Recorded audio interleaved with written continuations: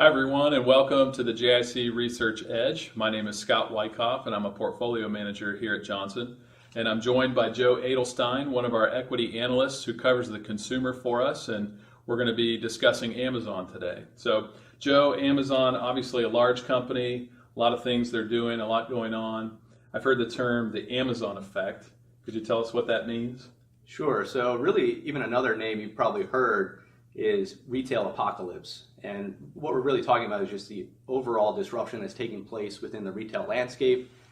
Amazon certainly deserves credit, for that name because they were an early pioneer of online retail, certainly having created a very dominant position within online sales as well for themselves. And in fact, Amazon represented roughly 60% of all the dollar growth that took place in e-commerce just last quarter.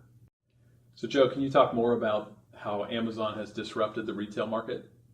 By far and away, the most visible aspect of the Amazon effect has really been the number of store closures.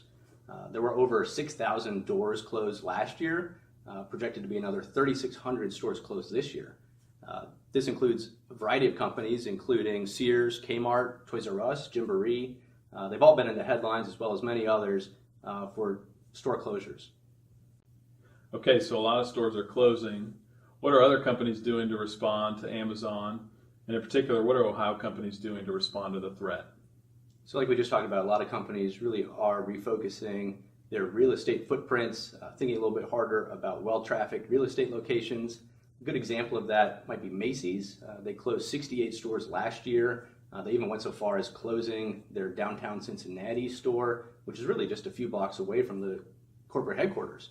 But beyond that, traditional retailers are also looking to make investments into technology, different capabilities such as buy online, pick up in store, updates to the website, mobile apps. There's also been other enhancements to the supply chain capabilities of these companies.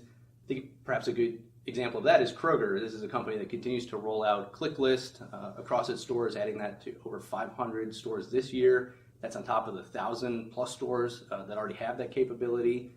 Kroger also testing new delivery options with their new partnership that they've done with Instacart. All right, so in addition to other companies responding, what are the threats that Amazon's facing? Just in the last few weeks, we've actually seen President Trump criticize Amazon over sales tax collection, also its use of the United States Postal Service. Now, most actually believe that Amazon is very compliant with the sales tax collection, but perhaps there's a bit of a need for better policing of the third-party marketplace sellers that do use the platform. Now, on the margin, that could deter consumers from purchasing on Amazon if there is an additional tax that's associated with that. But really, nothing is going to stop the secular growth trend that we're seeing in terms of e-commerce penetration going from roughly 10% of U.S. retail sales to perhaps 20% like we see in other countries like China.